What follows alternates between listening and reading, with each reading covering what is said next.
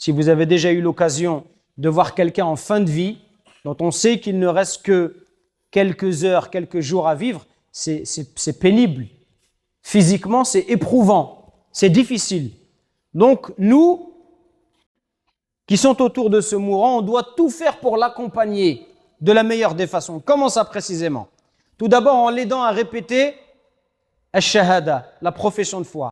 S'il ne parvient pas, on doit lui dicter mot à mot, doucement. Ashhadu an la ilaha illallah.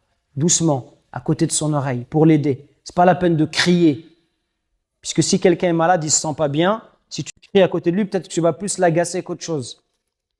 Il ne faut pas être brutal pour ne pas provoquer du rejet de sa part.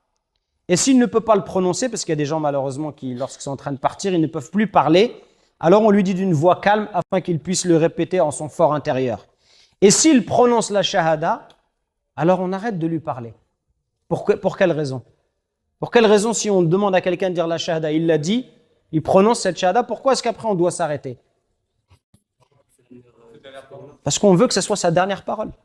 Donc si il a eu pour dernière parole la ilaha illallah, c'est pas la peine de lui répéter tout le temps, puisqu'on risque de l'agacer. Bien évidemment que si on assiste au départ de sa maman, de son père, bien sûr qu'on va être triste.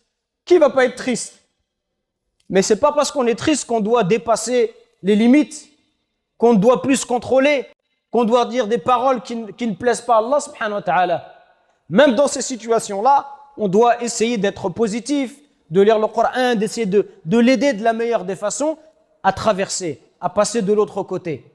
Et non pas à se quereller ou à dire des choses déplacées.